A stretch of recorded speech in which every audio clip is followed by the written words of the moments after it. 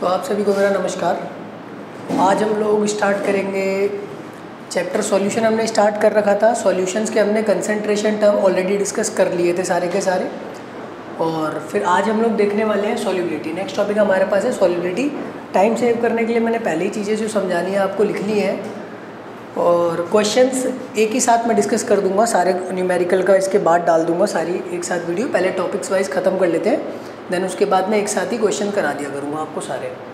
तो स्टार्ट करते हैं। सॉल्युबिलिटी क्या होता है? सॉल्युबिलिटी होता है maximum amount of solute that can be dissolve in a specified amount of solvent. जैसे सपोज आप एक गिलास पानी में मैक्सिमम कितनी शुगर डिजॉल्व कर सकते हो? 1 चम्मच, 2 चम्मच, 3 चम्मच। अगर आप शुगर डालोगे 1 चम्मच, 2 चम्मच, 3 चम्मच, स्टार्टिंग में डिजॉल्व होएगी। एक टाइम ऐसा आ जाएगा जब डिजॉल्व होना बंद हो जाएगी, ठीक। लेकिन सपोज़ आप एक गिलास वाटर में 3 चम्मच शुगर डिजॉल्व कर सकते हो, तो अगर आप अमाउंट को बढ़ाओगे सॉल्वेंट के, वाटर 2 गिलास लोगे तो आप 6 चम्मच डिजॉल्व कर लोगे। तो अगर आपको सॉल्युबिलिटी चेक करना है तो आपको सॉल्वेंट का जो अमाउंट है वो फिक्स रखना होगा। सॉल्वेंट का अमाउंट आपको फिक्स कर देना होगा, जैसे 1 गिलास या 1 लीटर, तभी आप एक्चुअल सॉल्युबिलिटी बढ़ा पाओगे। क्योंकि अगर आप सॉल्वेंट बढ़ाते जाओगे तो फिर सॉल्युबिलिटी भी उसकी बढ़ती जाएगी और ज़्यादा सॉल्यूट डिजॉल्व होता जाएगा। तो एक स्पेसिफाइड अमाउंट सॉल्वेंट का हमारे पास क्या होना चाहिए? स्पेसिफाइड अमाउंट होना चाहिए। मतलब सॉल्वेंट का अमाउंट हम क्या कर देंगे? फिक्स कर देंगे, ठीक। तो कितना एक फिक्स अमाउंट सॉल्वेंट में कितना मैक्सिमम हम सॉल्यूट डिजॉल्व कर सकते हैं, वो हमारा क्या होगा? सॉल्युबिलिटी होगा। फिर फैक्टर्स अफेक्टिंग सॉल्युबिलिटी। कौन कौन से फैक्टर्स हैं जो सॉल्युबिलिटी को अफेक्ट करते हैं? तो हमारे पास पहला फैक्टर है टेम्परेचर जो अफेक्ट करता है, दूसरा फैक्टर है प्रेशर, और तीसरा फैक्टर है nature of solute and solvent. तो effect of temperature, effect of pressure तो हम देखेंगे बार बार। Nature of solute and solvent मैं अभी आपको एक्सप्लेन कर देता हूँ। नेचर ऑफ सॉल्यूट और सॉल्वेंट का मतलब है, आपने 11th में ही पढ़ा होगा, लाइक डिजॉल्व लाइक। जो जैसा होता है उसकी दोस्ती वैसे सी होती है। हमने जनरल लाइफ में भी ये लॉ देखा हुआ है, ठीक है ना। तो लाइक डिजॉल्व लाइक, इसका मतलब क्या है कि अगर पोलर सॉल्यूट है, पोलर सॉल्वेंट है तो उसमें पोलर सॉल्यूट डिजॉल्व होगा। नॉन पोलर आपका सॉल्वेंट है तो उसमें नॉन पोलर सॉल्यूट डिजॉल्व होगा। अगर आपका पोलर सॉल्यूट है और नॉन पोलर सॉल्वेंट है तो वो आपके डिजॉल्व नहीं होंगे। लाइक डिजॉल्व लाइक का मतलब बेसिक यही है कि पोलर में नॉन पोलर डिजॉल्व नहीं होगा, नॉन पोलर में पोलर डिजॉल्व नहीं होगा, पोलर में पोलर डिजॉल्व होगा, और नॉन पोलर में नॉन पोलर डिजॉल्व होगा। मतलब सेम डिजॉल्व होंगे, अगर अलग अलग आ गए तो डिजॉल्व नहीं होंगे। फिर नेक्स्ट हमारे पास आता है solubility of solid in liquid. हमने solid in liquid, gas in liquid, liquid in liquid, तीनों की सॉल्युबिलिटी चेक करनी है। तो सॉल्युबिलिटी सबसे पहले हम स्टार्ट कर रहे हैं सॉलिड इन लिक्विड की। तो सॉलिड इन लिक्विड में हमारे पास क्या होता है? Effect of pressure. पहले जैसे मैंने बताया कि कौन कौन से फैक्टर्स हैं, टेम्परेचर, प्रेशर और nature of solute solvent. Nature of solute solvent तो हम नहीं पढ़ेंगे क्योंकि मैंने आपको बता दिया वो सब में सेम रहने वाला है, ठीक है ना। अगर आपका सॉल्वेंट और सॉल्यूट सेम नेचर के हैं तो वो डिजॉल्व होंगे, अदरवाइज नहीं होंगे। बाकी टेम्परेचर और प्रेशर का इफेक्ट हम हर बार डिस्कस करेंगे। मैं आपको स्टार्ट करता हूँ। तो प्रेशर का तो कोई इफेक्ट नहीं होता। प्रेशर का सॉल्युबिलिटी पर, सॉलिड को जब हम लिक्विड में डिजॉल्व करते हैं, जैसे 1 गिलास वाटर में 1 चम्मच आपने शुगर डिजॉल्व करी है ना, हाँ, तो शुगर डिजॉल्व करते हैं। तो ये हो गया एग्जाम्पल सॉलिड इन लिक्विड का। तो जब सॉलिड इन लिक्विड की हम देखेंगे तो प्रेशर का कोई इफेक्ट नहीं होता सॉल्युबिलिटी पे। क्यों कोई इफेक्ट नहीं होता प्रेशर का सॉल्युबिलिटी पे? सॉल्युबिलिटी पे प्रेशर का कोई इफेक्ट नहीं होने वाला, क्योंकि हमारे पास जो सॉलिड और लिक्विड है दोनों के दोनों कैसे होते हैं? इनकम्प्रेसिबल। ये हमारे पास टोटली इनकम्प्रेसिबल होते हैं। आपने 9th क्लास में ही पढ़ा होगा कि सॉलिड और लिक्विड क्या होते हैं? इनकम्प्रेसिबल। इनको हम कंप्रेस नहीं कर सकते, इसलिए इनका प्रेशर का इनकी सॉल्युबिलिटी पर कोई इफेक्ट नहीं होता है। नेक्स्ट हमारे पास आता है इफेक्ट ऑफ टेम्परेचर। तो इफेक्ट ऑफ टेम्परेचर में हमारे पास क्या होता है? For endothermic reactions. Effect of temperature, temperature में देखो हमारे पास जो रिएक्शन होगी 2 टाइप की होगी, या तो एंडोथर्मिक होगी या तो एक्सोथर्मिक होगी। तो अगर हमारे पास रिएक्शन कैसी है?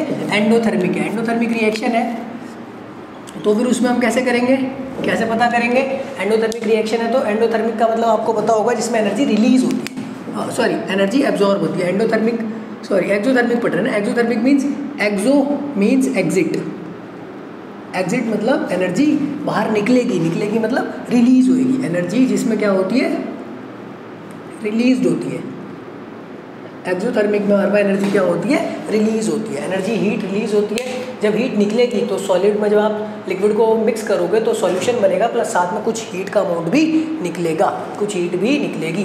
तो अगर हम इस तरफ जा रहे हैं तो सॉलिड और लिक्विड मिलकर आप देख पा रहे हो सॉल्यूशन बना रहे हैं, मतलब सॉलिड और लिक्विड आपस में डिजॉल्व हो रहे हैं, मिक्स हो रहे हैं। मतलब इधर की तरफ हम चलेंगे तो सॉल्युबिलिटी बढ़ रही है, आपकी सॉल्युबल हो रही हैं चीज़ें।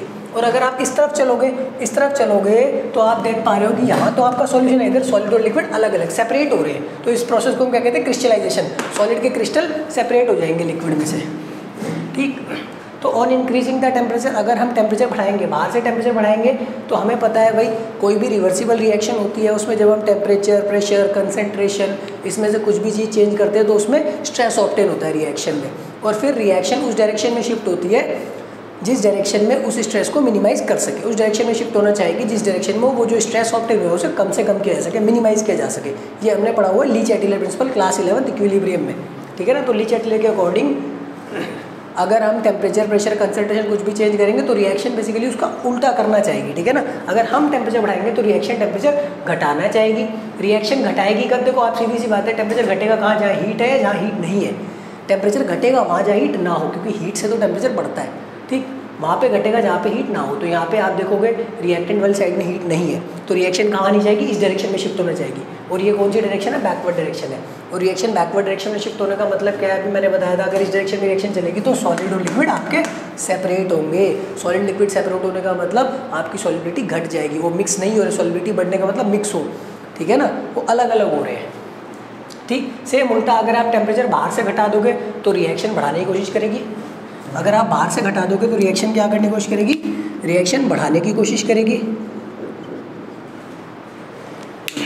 रिएक्शन बढ़ाने की कोशिश करेगी, बढ़ेगा वहाँ पे जहाँ पे हीट है, बढ़ेगा वहाँ पर जहाँ पर हीट है। हीट कहाँ पर है, आपकी फॉरवर्ड डायरेक्शन में, तो रिएक्शन इधर शिफ्ट होना चाहिए, फॉरवर्ड डायरेक्शन में आना चाहिए। और फॉरवर्ड में आने का मतलब क्या है कि सॉलिड और लिक्विड मिलकर आपका सॉल्यूशन बना रहे हैं, मतलब सॉलिबिलिटी आपकी क्या हो रही है, बढ़ रही है, ठीक है, यहाँ तक क्लियर। फिर नेक्स्ट हमारे पास for endothermic reactions, endothermic reaction में हमारे पास क्या होता है, एंडोथर्मिक वो रिएक्शंस होते हैं जिसके अंदर हमारे पास हीट क्या होती है, हीट एब्जॉर्ब होती है, हीट क्या होती है, एब्जॉर्ब होती है। एंडोथर्मिक क्या होता है हमारे पास, एंडो मीन्स आप ऐसे ध्यान रख सकते हैं, endo means enter, enter means अंदर आना, मतलब हीट क्या होती है, हीट या एनर्जी एब्जॉर्ब होती है, इसके अंदर हीट या एनर्जी क्या होती है, एब्जॉर्ब होती है, ठीक। तो एनर्जी एब्जॉर्ब करेगा मतलब सॉलिड और लिक्विड ये कुछ हीट एब्जॉर्ब करेंगे, फिर ये सॉल्यूशन बनाएंगे, ठीक है। फिर अगर हम बाहर से टेम्परेचर बढ़ाएंगे तो अगेन अकॉर्डिंग टू ली-चैटेलर रिएक्शन उल्टा करना चाहिए, आप बाहर से टेम्परेचर बढ़ा रहे हो, रिएक्शन घटाना चाहिए, रिएक्शन टेम्परेचर घटाना चाहिए, टेम्परेचर घटेगा कहाँ, जहाँ पर हीट ना हो। हीट कहाँ पर नहीं है आपकी, फॉरवर्ड डायरेक्शन में हीट नहीं है, हीट यहाँ पर है, तो रिएक्शन वहाँ जाना चाहिए जहाँ हीट नहीं है, हीट कहाँ नहीं है, इधर नहीं है, तो रिएक्शन इस डायरेक्शन में शिफ्ट होगी, और इस डायरेक्शन में आप देख सकते हो क्या हो रहा है, सॉलिड और लिक्विड मिलकर आपका सॉल्यूशन बना रहे हैं, मतलब आपकी सॉलिबिलिटी बढ़ेगी। आप टेम्परेचर घटा दोगे तो रिएक्शन टेम्परेचर बढ़ाने की कोशिश करेगी, बढ़ेगा कहाँ, जहाँ पर हीट है, हीट कहाँ पे, इस डायरेक्शन में, तो रिएक्शन इस बार इधर को आएगी, इधर को आने का मतलब है कि रिएक्शन कहाँ जाएगी आपकी, बैकवर्ड डायरेक्शन में जाएगी, बैकवर्ड डायरेक्शन का मतलब आपका सॉलिबिलिटी घट जाएगी, क्योंकि यहाँ पे सॉलिड लिक्विड अलग अलग हो रहे हैं, मिक्स नहीं हो रही, ठीक है। तो इतना आप पढ़ो solubility of solid in liquid. फिर अभी मैं नेक्स्ट टॉपिक पढ़ाता हूँ आपको, इसको रब कर देता हूँ, फिर पढ़ाता हूँ मैं आपको solubility of gas in liquid, ठीक। चलो करते हैं स्टार्ट। तो solubility of solid in liquid हम देख चुके थे, उसके बाद नेक्स्ट हमें देखना है solubility of gas in liquid, ठीक है ना। तो solubility of gas in liquid में हम लोग देख रहे हैं सबसे पहले इफेक्ट ऑफ प्रेशर। हम लोग क्या देख रहे हैं अभी फिलहाल, ये हम जो देख रहे हैं ये इफेक्ट ऑफ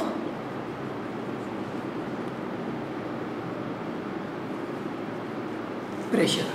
प्रेशर का क्या इफेक्ट होता है ये हम देख रहे हैं अगर हम किसी गैस को लिक्विड में डिसॉल्व करते हैं। तो देखो हम लोग क्या यूज़ करेंगे, if we use mole fraction. क्या यूज़ करा, सबसे पहले इसको किसने एक्सप्लेन किया, हेनरी लॉ ने एक्सप्लेन किया। हेनरी ने एक्सप्लेन किया कि गैस की सॉलिबिलिटी लिक्विड में कैसे वेरी करेगी, प्रेशर के इफेक्ट को हेनरी लॉ ने एक्सप्लेन किया। फिर अगर हम क्या यूज़ कर रहे हैं, मोल फ्रैक्शन यूज़ कर रहे हैं, किसको मेजर करने के लिए, टू मेजर सॉलिबिलिटी। सॉलिबिलिटी किसकी टर्म में मेजर करेंगे, मोल फ्रैक्शन। तो अगर आपको मोल फ्रैक्शन बोले या सॉलिबिलिटी बोले एक ही बात है। तो क्या देखा, अगर सॉलिबिलिटी को मेजर किया, सॉलिबिलिटी को मेजर किया मोल फ्रैक्शन के टर्म्स में, तो क्या हमें मिला कि जो सॉलिबिलिटी थी वो डायरेक्टली प्रोपोर्शनल थी partial pressure of the gas के। मतलब जितना ज़्यादा आप प्रेशर लगाओगे उतनी ज़्यादा गैस की सॉलिबिलिटी बढ़ती जाएगी। वैसे ही बात आपको ध्यान रखनी है, pressure is directly proportional to solubility. जितना ज़्यादा प्रेशर लगाओगे उतनी ज़्यादा गैस की सॉलिबिलिटी बढ़ती जाएगी। डायरेक्टली प्रोपोर्शनल का साइन आएंगे, कॉन्स्टेंट आएंगे, जिसे हम क्या कहते हैं KH। ये फॉर्मूला आपको याद रखना है, न्यूमेरिकल आएंगे इसके ऊपर, उनकी प्रैक्टिस में आपको कराऊंगा आगे। नेक्स्ट P क्या है यहाँ पे, पार्शियल प्रेशर गैस का, काई क्या है, मोल फ्रैक्शन, KH क्या है, हेनरी कांस्टेंट। फिर अगर यहाँ से मैं एक काम करूँ, ये अपना मोल फ्रैक्शन को यहाँ छोड़ूँ, अभी KH मल्टीप्लाई में इधर ले आऊँ तो डिवाइड में आ जाएगा। यहाँ तक किसी को कोई दिक्कत नहीं होनी चाहिए। फिर अगर आप एक बात बताओ मुझे, यहाँ पे अगर मैं प्रेशर को क्या कर दूँ, कांस्टेंट कर दूँ, प्रेशर को क्या कर दूँ, कांस्टेंट। तो अगर हम यहाँ पे प्रेशर को क्या कर दें, प्रेशर को कांस्टेंट कर दें, तो क्या देखने को मिलेगा, अगर मैं KH की वैल्यू बढ़ाऊंगा तो सॉल्युबिलिटी क्या हो जाएगी, कम हो जाएगी। तो जिसका गैस का KH ज़्यादा होगा उसकी सॉल्युबिलिटी उतनी कम होगी। ठीक, greater the value of KH, जितना ज़्यादा KH होगा उतनी उस गैस की सॉल्युबिलिटी क्या होगी, कम होगी। ठीक, फिर हीलियम गैस का हमें पता है KH सबसे ज़्यादा होता है, आपके NCERT की बुक में टेबल भी दिया हुआ है, आप उसमें देख सकते हो। ठीक है, यहाँ से आप समझ जाएंगे।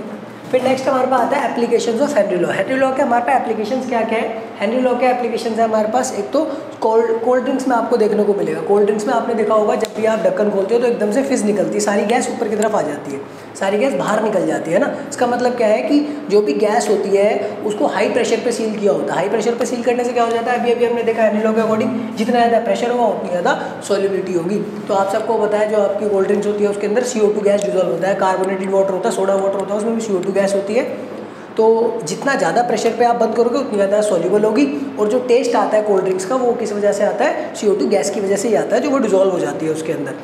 तो अगर आपने देखा होगा कि CO2 गैस जितनी अच्छे डिजॉल्व होगी उतना अच्छा टेस्ट आपको आएगा।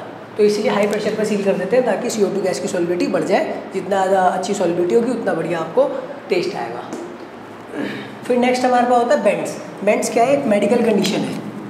ये क्या है, एक मेडिकल कंडीशन है।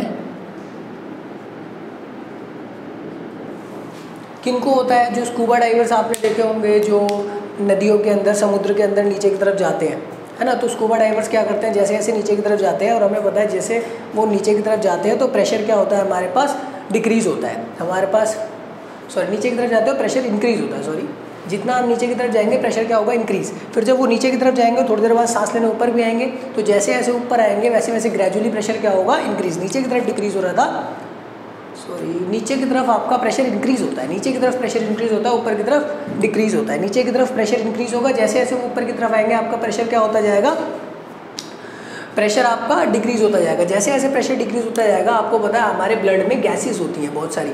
जनरली जैसे हम सांस लेते हैं तो हमारे पास एयर में कौन कौन सी गैस है, ज़्यादातर 78% नाइट्रोजन है और 21% ऑक्सीजन है। तो जब हम सांस लेते हैं तो नाइट्रोजन और ऑक्सीजन बेसिकली हमारे ब्लड में चली जाती है, ये सॉल्युबल हो जाती है ब्लड में। जैसे हम लोग ऊपर की तरफ आते हैं, स्कूबा डाइवर ऊपर की तरफ आते हैं तो ब्लड में गैसेस की सॉल्युबिलिटी क्या होती जाती है, डिक्रीज़, क्योंकि ऊपर की तरफ आते हो प्रेशर डिक्रीज़ हो रहा है, प्रेशर डिक्रीज़ हो रहा है तो सॉल्युबिलिटी डिक्रीज़ हो रही है। सॉल्युबिलिटी डिक्रीज़ होने की वजह से क्या होगा, गैसेज हमारे ब्लड से बाहर आने लगेंगी। गैसेज ब्लड से बाहर आने लगेंगी तो ऑक्सीजन और नाइट्रोजन दो तरह की गैसेज है बेसिकली। तो नाइट्रोजन गैस के हमारे ब्लड में क्या हो जाएंगे, बबल्स बनने लग जाएंगे। ऑक्सीजन गैस के भी बनेंगे, भाई कभी भी लिक्विड में आप गैस को रिलीज़ करोगे तो बबल बनेंगे ही बनेंगे। ऑक्सीजन गैस के बबल थोड़े से वीक होते हैं, लेकिन नाइट्रोजन गैस के बबल थोड़े टफ होते हैं। अब वो टफ होने की वजह से क्या होगा, हमारी आर्टरीज या कैपिलरीज को ब्लॉक कर देंगे। आर्टरीज कैपिलरीज को ब्लॉक कर देंगे तो फिर हमारा ब्लड का सर्कुलेशन ठीक से नहीं हो पाएगा। तो ये काफ़ी पेनफुल मेडिकल कंडीशन है, इससे डेथ भी हो सकती है। तो इस कंडीशन का नाम होता है हमारे पास बेंड्स। तो आपने ध्यान रखना, जितना हम नीचे की तरफ जाते हैं प्रेशर डिक्रीज़ होता है, और ऊपर की तरफ आते हैं, नीचे बार बार मैं गलत बोल दे रहा हूँ, नीचे की तरफ जाते हैं प्रेशर इंक्रीज़, और ऊपर की तरफ आप जाते हैं जितना प्रेशर डिक्रीज़। प्रेशर क्या होता है, डिक्रीज। ये वाली बात आप ध्यान रखना बस। एनॉक्सिया, एनॉक्सिया क्या होता है, हाई एल्टीट्यूड सिकनेस। इसको हम क्या बोलते हैं, हाई एल्टीट्यूड सिकनेस भी बोलते हैं। आपने नोटिस किया होगा पहाड़ों पे लोगों को चक्कर आने लग जाते हैं, कमजोरी आने लग जाती है, उसका रीज़न क्या होता है, वो यही होता है। अभी देखो एल्टीट्यूड, देखो एल्टीट्यूड, तो हाई एल्टीट्यूड सिकनेस होती है हमारे पास है। क्या होता है इसके अंदर, देखो अभी मैंने बताया जैसे जैसे आप नीचे जाते हो प्रेशर आपका क्या होता है, डिक्रीज। ऊपर जाते हो प्रेशर क्या होता है, ऊपर जाते हो प्रेशर डिक्रीज होता है। पता नहीं क्या हो रहा है प्रेशर में, इतना क्यों कंफ्यूज कर रहा हूँ आज।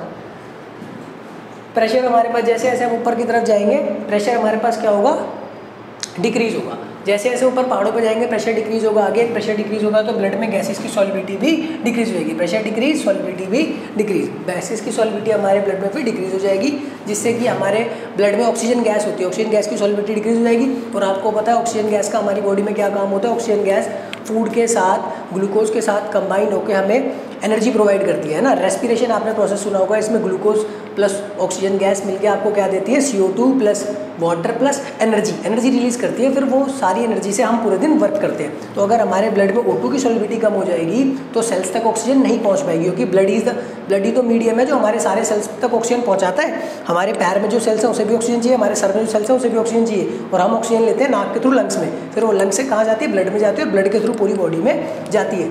फिर अगर आपके ब्लड में ही उसकी सॉल्युबिलिटी कम हो जाएगी, ब्लड में डिजॉल्व नहीं होगी, तो सारे सेल्स तक नहीं पहुँच पाएगी, सेल्स तक नहीं पहुँच पाएगी तो सेल ऑक्सीजन का यूज़ नहीं कर पाएंगे, ऑक्सीजन का यूज़ नहीं कर पाएंगे तो वो एनर्जी नहीं बना पाएंगे, एनर्जी नहीं बना पाएंगे तो भाई आपको एनर्जी नहीं मिलेगी, और एनर्जी नहीं मिलेगी तो आपको कमजोरी तो आएगी, कमजोरी ही से तो चक्कर आते हैं।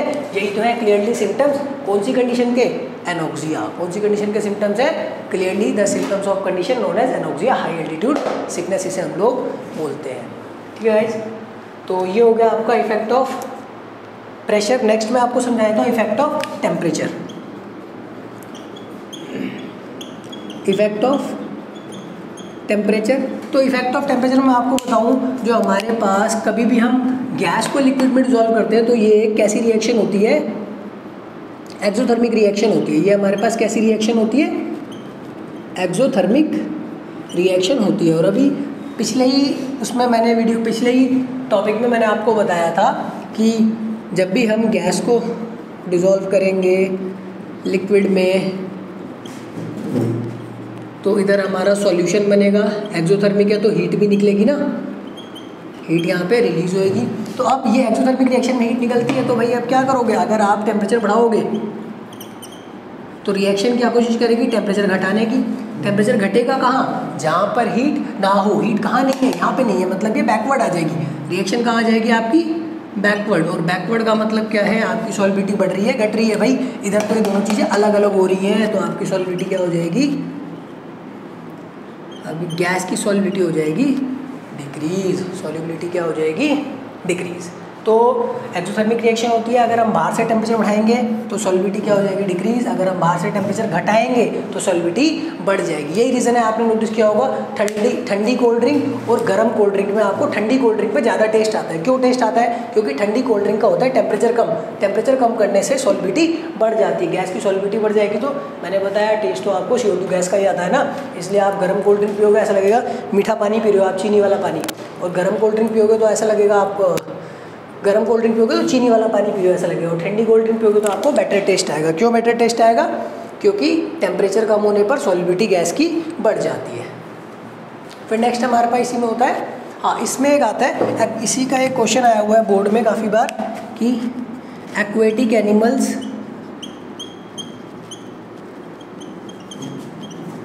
Feels more comfortable in cold water than in warm water। तो जो एक्वेटिक एनिमल्स होते हैं वो कोल्ड वाटर में ज़्यादा कंफर्टेबल फील करते हैं। ये क्वेश्चन आया हुआ है बोर्ड में एक बार, ठीक है ना, तो इसको ध्यान रखना। जो एक्वेटिक एनिमल्स होते हैं वो ज़्यादा कंफर्टेबल फील करते हैं कब, ठंडे पानी में। क्यों ठंडे पानी में फील कंफर्टेबल करते हैं, क्योंकि ठंडे पानी में ऑक्सीजन गैस की सॉल्युबिलिटी ज़्यादा होती है, और उन्हें तो ऑक्सीजन गैस ही चाहिए होती है ना, जो वाटर में डिजॉल्व ऑक्सीजन होती है वही वाली ऑक्सीजन तो वो लोग लेते हैं। ठीक, तो यहाँ तक आपका ये भी ख़त्म होता है गैस इन लिक्विड। फिर हम लोग इसको रब करता हूँ मैं, जब तक आप लोग इसको पढ़ो, इसका स्क्रीनशॉट ले लो, लिख लो। मैं नेक्स्ट टॉपिक स्टार्ट करता हूँ, solubility of liquid in liquid. ठीक है,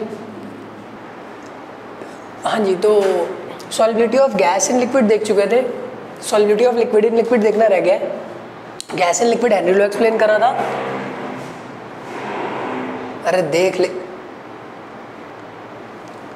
हाँ जी, तो solubility of liquid in liquid देख रहे थे, कौन एक्सप्लेन करता है solubility of liquid in liquid, Raoult's law explain करता है। हेनरी लो एक्सप्लेन करता है solubility of gas in liquid.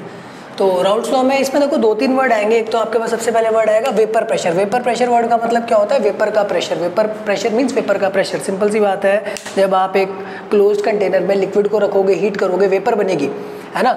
एक टाइम पर इक्विलिब्रियम आ जाएगा, मतलब जितना वाटर से आपकी वेपर बन रही है उतनी वेपर से आपका वाटर बनने लगेगा, है ना। अगर क्लोज कंटेनर है तो जब वेपर बन जाएगी तो वेपर अब लिक्विड पे कुछ ना कुछ प्रेशर लगाएगी, उसे हम क्या बोलेंगे, वेपर का प्रेशर या वेपर प्रेशर, या फिर बोलेंगे pressure exerted by vapour on its own liquid at equilibrium is known as vapour pressure. तो वेपर प्रेशर ये हो गया। एक वर्ड आएगा आपका वोलेटाइल। वोलेटाइल मींस जिसकी वेपर बन सके। 2 वर्ड आते हैं, वोलेटाइल, नॉन वोलेटाइल। वोलेटाइल वो होता है जिसकी वेपर बन सकती है, नॉन वोलेटाइल वो होता है जिसकी वेपर नहीं बन सकती। फिर हमारे पास राउल्ट्स लॉ आता है। राउल्ट्स लॉ क्या कहता है? राउल्ट्स लॉ ने बोला vapour pressure of a component in a mixture is equal to vapour pressure of that component in pure state multiplied by its mole fraction. क्या बोला?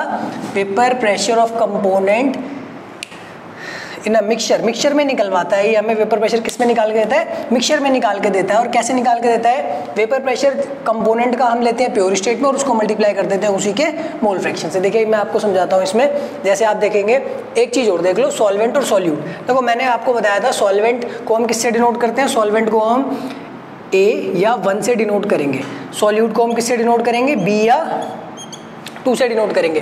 राउल्ट्स लॉ में हम जो सॉल्वेंट लेंगे वो हमारे पास ऑलवेज वोलेटाइल होगा और जो सॉल्यूट होगा वो वोलेटाइल भी हो सकता है और नॉन वोलेटाइल भी हो सकता है। तो दोनों के अलग अलग केसेस हम 1 बाय 1 करके देख लेंगे। तो सबसे पहले अभी हम देख रहे हैं किसका? For volatile solute. Volatile solute के लिए देखेंगे, देखो सिंपल सी बात है। जैसे ये हमारे पास बीकर है, ये हमारे पास बीकर है। बीकर में हमने क्या कर रखा है? 2 कंपोनेंट है A और B। A हमारे पास सॉल्वेंट है, B हमारे पास सॉल्यूट है। जब हम इसको हीट करेंगे तो A की वेपर बनेगी, वेपर बनेगी तो कुछ ना कुछ प्रेशर भी लगाएगी, इसे हम बोलेंगे PA, vapour pressure of A in solution. जब हीट करेंगे B भी सॉल्यूट है, सॉल्यूट वोलेटाइल है तो वेपर बनेगी, कुछ ना कुछ प्रेशर लगाएगा, इसे हम बोलेंगे PB। फिर एक बार A अलग ले रखा है, एक बार B अलग ले रखा है। ये हमने सॉल्यूशन बना रखा था A और B का। एक बार हमने A को अलग लिया, एक बार हमने B को अलग लिया, दोनों को अलग अलग लिया है। फिर हम देखेंगे क्या होता है हमारे पास। जब हमने अलग लिया है, A को हीट करेंगे, इसकी वेपर बनेगी, प्रेशर लगाएगी। प्योर स्टेट, जब भी प्योर स्टेट में होगा तो हम नॉट लगा देंगे, PA नहीं बोलेंगे, क्या बोलेंगे? P nought A। और यहाँ पर प्योर स्टेट में है तो प्योर स्टेट में हम B नहीं बोलेंगे, P नॉट B, नॉट लगा देंगे। जब अकेले होगा प्योर स्टेट में होगा तो हम क्या लगा देंगे? नॉट लगा देंगे। तो अकॉर्डिंग टू राउल्ट्स लॉ कहता है किसी भी कंपोनेंट का प्रेशर अगर आपको सॉल्यूशन में निकालना है, एक कंपोनेंट का प्रेशर आपको सॉल्यूशन में निकालना है तो आप कैसे निकाल सकते हो? इसी का प्रेशर प्योर स्टेट में और इसी का मोल फ्रैक्शन, दोनों को मल्टीप्लाई कर दो। इसका प्रेशर प्योर स्टेट में multiplied by its mole fraction. देखो प्योर स्टेट में जो उसका क्या है? Vapour pressure equal to vapour pressure of that component. Vapour pressure लिख लेना,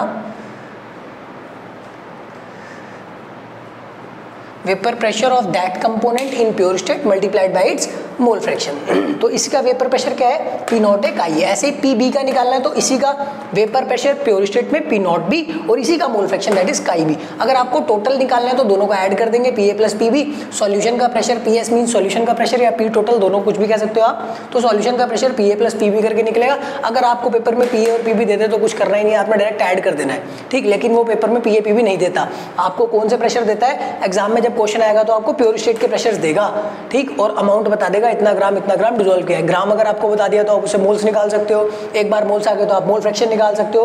फिर मोल फ्रैक्शन को P नॉट से मल्टीप्लाई करके आप क्या निकाल सकते हो?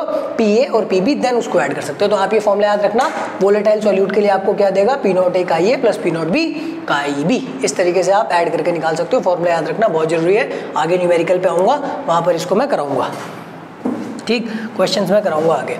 फिर यहाँ पे PS या P total vapour pressure solution का है, PA क्या है? वेपर प्रेशर सॉल्वेंट का सॉल्यूशन में, PB क्या है? सॉल्यूट का वेपर प्रेशर सॉल्यूशन में, P नॉट A क्या है? सॉल्वेंट का वेपर प्रेशर प्योर स्टेट में जब वो अकेला है, और P नॉट B क्या है? सॉल्यूट का वेपर प्रेशर प्योर स्टेट में जब अकेला है। नेक्स्ट हम लोग पढ़ रहे हैं for non volatile solute. Non volatile solute के लिए जब हम निकालते हैं तो टोटल प्रेशर या P सॉल्यूशन जो होगा वो सॉल्यूट और सॉल्वेंट के बराबर होगा, ठीक। सॉल्यूशन का जो वेपर प्रेशर सॉल्यूट और सॉल्वेंट के बराबर होगा। अभी हमने देखा सॉल्यूट कैसा है? Non volatile. यहाँ पे सॉल्यूट हमारे पास कैसा है? Non volatile. जब नॉन वोलेटाइल सॉल्यूट है तो इसकी वेपर नहीं बनेगी, वेपर नहीं बनेगी तो प्रेशर भी तो नहीं लगेगा, तो इसका वेपर प्रेशर क्या हो जाएगा?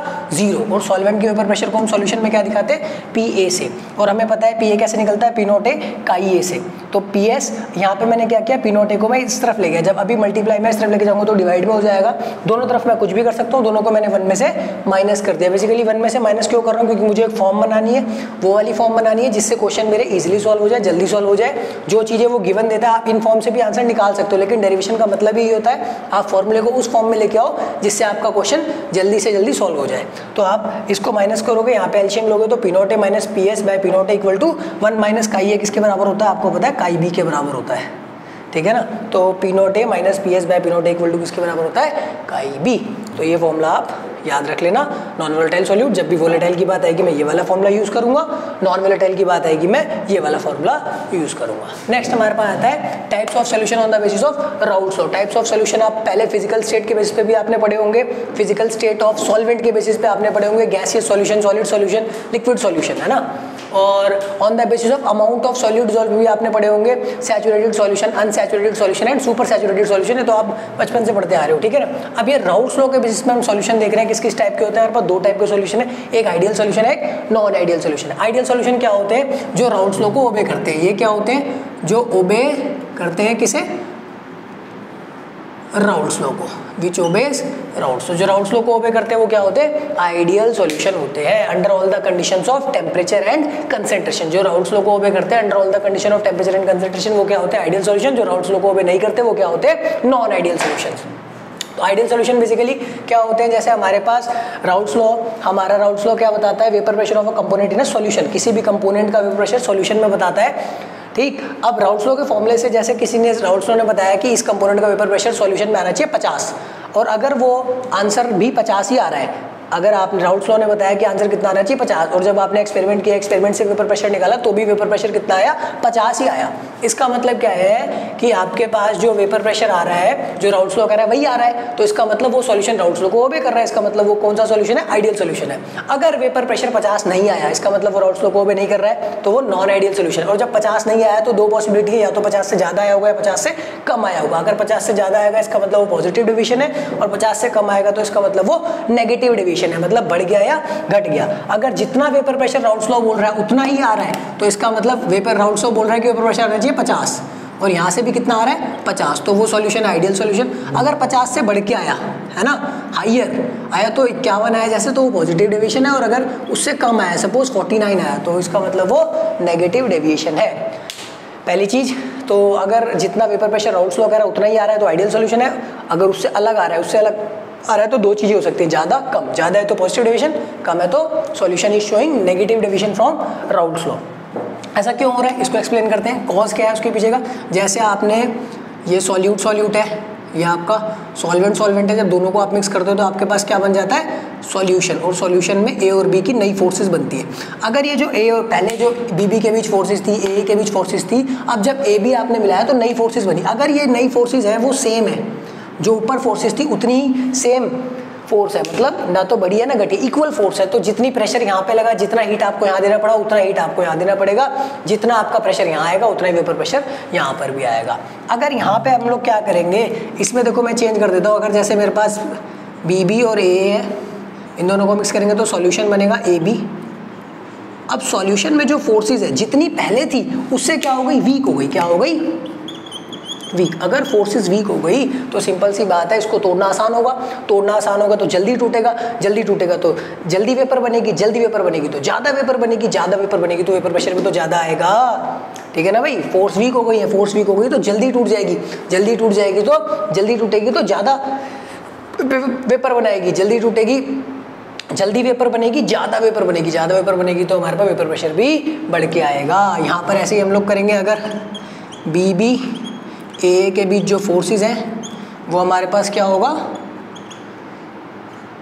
सॉल्यूशन की जो फोर्सेस है वो क्या हो जाएंगी, स्ट्रॉन्ग हो जाएगी। अगर हमारे पास फोर्सेस क्या हो गई, पहले से स्ट्रॉन्ग हो गई, इसका मतलब इतना आप तोड़ना मुश्किल होगा। जब नहीं टूटेगी या देर से टूटेगी तो कम वेपर बनेगी, ठीक है ना, कम वेपर बनेगी तो वेपर प्रेशर भी कम हो जाएगा ना, इसको तोड़ना मुश्किल है। देर से टूटेगी तो वेपर कम बनेगी, वेपर कम बनेगी तो वेपर प्रेशर भी इसका कम हो जाएगा, ठीक है गाइस। तो ये ध्यान रखना आप, अगर कोई पूछे कि कोई सॉल्यूशन पॉजिटिव डिवीजन क्यों दिखा रहा है, नेगेटिव डिवीजन क्यों दिखा रहा है, तो आपको ये बताना है कि जो नई फोर्सेज बनी है, पहले जो सॉल्वेंट के बीच फोर्सेज थी, सॉल्यूट के बीच फोर्सेज थी, और जो नई सॉल्वेंट के बीच मॉलिक्यूल्स के बीच जो फोर्सेज बनी है वो पहले से वीकर हो गई है, या फिर नेगेटिव डिवीजन के केस में पहले से स्ट्रॉन्गर हो गई है, ये आपको बता देना है। इनके एग्जाम्पल्स आप खुद से करोगे भाई, एग्जाम्पल्स आप एनसीईआरटी से लिख लेना। जितने भी एमसीक्यू वाले एग्जाम्स होते हैं उसमें एग्जाम्पल बड़े पूछे जाते हैं, ठीक है ना। वो 3-4 एग्जाम्पल का सेट दे देगा आपको बना के, और पूछेगा कि इसमें से कौन सा आइडियल सॉल्यूशन का एग्जाम्पल है, कौन सा नॉन आइडियल का है, कौन सा पॉजिटिव है, कौन सा नेगेटिव है, तो उस चीज़ का आप ध्यान रखना। एग्जाम्पल बिल्कुल मत छोड़ना, एग्जाम्पल आपको खुद याद रखने हैं इसके, ठीक है। तो एग्जाम्पल आप बिल्कुल नहीं छोड़ना, ये आप देख लेना बस। और तो इसमें ग्राफ में आपको बता देता हूँ जल्दी से, पॉजिटिव नेगेटिव ये समझ गए पूरा का पूरा। हाँ, एक चीज़ और देख लेना, इसके केस में आइडियल सॉल्यूशन के केस में डेल्टा वी मिक्सिंग क्या होती है आपके पास, डेल्टा वी मिक्सिंग 0 होती है, डेल्टा एच मिक्सिंग भी 0 होती है। इसके केस में पॉजिटिव डिवीजन के केस में डेल्टा वी मिक्सिंग पॉजिटिव होती है, means greater than 0, delta H mixing भी पॉजिटिव होती है ग्रेटर देन 0। इसमें डेल्टा वी मिक्सिंग नेगेटिव होती है लेस देन 0। यहाँ पे भी डेल्टा एच मिक्सिंग क्या होती है, नेगेटिव होती है, मीन्स लेस देन 0। ये आप ध्यान रखना बस। इसमें डेल्टा जी और डेल्टा एस के साइन भी होते हैं, वो जब मैं आपको एक्स्ट्रा पार्ट पढ़ाऊंगा, ये बोर्ड्स वगैरह का फिलहाल पढ़ा रहा हूँ। जब आपको कॉम्पिटिटिव का भी इसी में एक एक्स्ट्रा वीडियो डालूंगा, उसमें आपको डेल्टा जी डेल्टा एस का भी साइन बता दूंगा। फर्दर इनके ऊपर कैसे कैसे कंसेप्चुअल आते हैं वो भी बता दूंगा। अभी जब क्वेश्चंस की वीडियो डालूंगा तो इनके कंसेप्चुअल भी मैं सॉल्व कराऊंगा, तो मैं उस पार्ट को यहाँ पे यूज़ करूँगा। Delta we mixing delta H mixing का मतलब यहाँ पे मैं आपको बताऊँगा, ठीक है। इस तो चलो डेल्टा वी मिक्सिंग का तो बता ही देते हैं साथ साथ। जैसे इसमें चेंज इन वॉल्यूम 0 आएगा, यहाँ पे चेंज इन वॉल्यूम पॉजिटिव आएगा। जैसे आपको क्वेश्चन पूछा, सपोज एक सॉल्यूशन है जिसकी वॉल्यूम है 50 ml, दूसरा सॉल्यूशन है इसकी वॉल्यूम है 50 ml, अगर आप इसको मिक्स करोगे तो वॉल्यूम आ गई 100.1। तो पूछेगा व्हाट डज दिस कंक्लूड, कि भाई 50-50 मिला के 100.1। आपको लगेगा अरे 50-50 मिला के 100.1 कैसे आ गया भाई, ये तो हो नहीं सकता। तो भाई मैं मास को ऐड नहीं कर रहा हूँ, मैं वॉल्यूम को ऐड कर रहा हूँ। और अभी आपने देखा अगर पॉजिटिव डेविएशन है तो पॉजिटिव डेविएशन में फोर्सेस वीक हो जाती है। अगर पहले सॉल्वेंट और सॉल्यूट के बीच जो फोर्सेस थी, अब जो सॉल्यूशन के बीच सॉल्यूशन बनाया, सॉल्यूट और सॉल्वेंट के बीच जो नई फोर्सेस आई हैं वो पहले से वीकर हो गई है। पहले से वीक हो गई हैं तो पार्टिकल दूर दूर चले जाएंगे। पार्टिकल दूर दूर चले जाएंगे तो पहले जितनी जगह घेर रहे थे अब उससे ज़्यादा जगह गिरेंगे। अगर सपोज पहले इतनी जगह घेर रहे थे बाद में इतनी गिरेंगे तो जगह बढ़ गई ना, फोर्स वीक हो जाते हैं तो पार्टिकल दूर दूर चले जाते हैं। दूर दूर चले जाने का मतलब वॉल्यूम ज़्यादा ऑक्यूपाई करेंगे, पहले जितनी आ रही थी उससे अब ज़्यादा हो जाएगी। नेगेटिव डेविएशन के केसेस में फोर्स स्ट्रॉन्ग हुई है, फोर्स स्ट्रॉन्ग हो जाती है तो पार्टिकल पास आ जाते हैं, पास आते तो वॉल्यूम कम हो जाती है, ठीक। बाकी कंसेप्चुअल आएंगे तो उसी पे वही डील करूंगा उस टाइम पे। एग्जांपल देख लेना, ग्राफ आप देख लेना। ग्राफ में कुछ नहीं करना होता है, मैं एक का बता देता हूँ। आइडियल सॉल्यूशन का ग्राफ प्लॉट बना देते हैं। जैसे ये हमारे पास वेपर प्रेशर और किसका प्लॉट है, मोल फ्रैक्शन का, ठीक। यहाँ पे काई ए 1 है, काई बी 0 है, यहाँ पे काई बी 0 है और काई ए 1 है। मतलब किसी भी पॉइंट पे आप देखोगे तो मोल फ्रैक्शन का सम 1 आता है। अभी अभी हमने देखा यहाँ पे 1 से यहाँ पे काई बी 1 रख दो और काई ए 0 रख दो। अगर यहाँ पे आप देख रहे हो तो काई ए 1 से 0 की तरफ हो रहा है, मतलब इधर की तरफ जा रहे हो जब आप, तो काई ए आपका डिक्रीज हो रहा है और इधर की तरफ जा रहे हो तो काई बी आपका 0 से 1 बढ़ रहा है, काई बी आपका इंक्रीज होगा। अभी अभी आपने देखा कि ये जो वेपर प्रेशर होता है ये डायरेक्टली प्रोपोर्शनल होता है किसके, वेपर प्रेशर जो होता है आपका ये डायरेक्टली प्रोपोर्शनल होता है आपके मोल फ्रैक्शन के, ठीक। तो मोल फ्रैक्शन बढ़ेगा, वेपर प्रेशर बढ़ेगा। तो इस तरफ किसका मोल फ्रैक्शन बढ़ रहा है, इस तरफ जाते हुए बी का मोल फ्रैक्शन बढ़ रहा है, इस तरफ बी का मोल फ्रैक्शन बढ़ रहा है तो इधर की तरफ इसका वेपर प्रेशर भी बी का बढ़ेगा, ठीक। तो ये हमारे पास लाइन आ गई, ये आ गया वेपर प्रेशर ऑफ बी, ठीक। इधर की तरफ अगर आप जाओगे, इधर की तरफ जाओगे तो किसका बढ़ रहा है, मोल फ्रैक्शन आपका काई ए का इधर की तरफ घट रहा है तो इधर की तरफ बढ़ रहा है। काई ए देखो 0 से 1 की तरफ आ रहा है ना, इधर की तरफ जाओगे तो आपका ऐसा लाइन आ जाएगा, ये हो गया हमारा काई ए। फिर फर्दर इसको जोड़ दोगे तो ये हो गया हमारा पी टोटल। पी टोटल किसके बराबर होता है, P A plus P B. इन दोनों में से कई बार एक को ऊपर दिखा रखा होता है, पी बी या पी ए में से, पी बी या पी ए में से किसी एक को ऊपर दिखा देगा। ऊपर दिखाने का मतलब इतना ही है कि वो ज़्यादा वोलेटाइल है, वोलेटाइल ज़्यादा है तो उसकी वेपर दूसरे वाले के कंपेयर में ज़्यादा बनेगी। अगर पॉजिटिव डेविएशन का आपको इसी में ग्राफ करना है, पॉजिटिव डेविएशन का करना है तो ऐसे ऊपर से आप लाइन पास कर देना बस तीनों में, ठीक। और नेगेटिव डेविएशन का करना है तो ऊपर की जगह आप नीचे से लाइन पास कर देना, दैट्स इट। इतना ही करा देता हूँ आज के लिए, बस आप इतना कर लेना। इसके बाद कॉलिगेटिव प्रॉपर्टी नेक्स्ट क्लास में करा दूंगा, फिर क्वेश्चंस वगैरह स्टार्ट करने हैं। तो आज के लिए इतना ही। आप सभी को मेरा धन्यवाद, मिलते हैं नेक्स्ट वीडियो में।